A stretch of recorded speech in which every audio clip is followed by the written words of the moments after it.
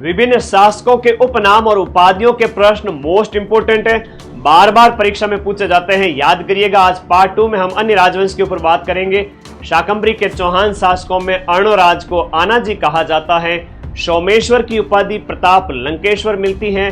विग्रहराज चतुर्थ को ही कहा जाता है बीसल देव। पृथ्वीराज चौहान तृतीय जी को कहा जाता है दल पुंगल यानी कि विश्व विजेता।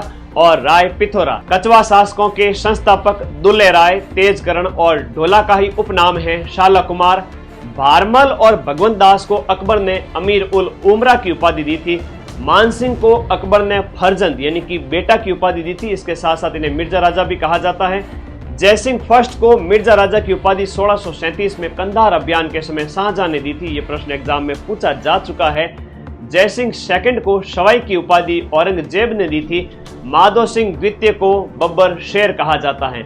मारवाड़ के अजीत सिंह को गौरीशंकर हीराचंद ओझा जी ने कान का कच्चा राजा कहा था। इन्हीं के ही संरक्षक दुर्गादास राठौड़ को कर्नल जेम्स टॉड ने राठौड़ों का यूसीलेस, मारवाड़ का उद्धारक और अणबिंदिया मोती कहा है। किशनगढ़ के सावंत सिंह को नागरीदास कहा जाता है।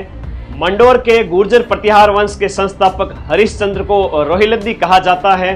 प्रतिहार वंश के शासक मिहिर भोज की उपाधि आदिवरा ग्वालियर अभिलेख में मिलती है और इन्हें प्रभास कहा गया है दौलतपुर अभिलेख के अंदर। भरतपुर के जाट राजा सूरजमल जी को जाटों का प्लेटो या अफलातून कहा जाता है। जानकारी चौकी लगी तो अपने इस चैनल को सब्सक्राइब कर देना।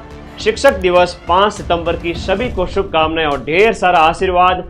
माइंड मैप ऐप पर सभी कोर्सेज बहुत कम कीमत पर आप लोगों के लिए उपलब्ध कराए गए हैं।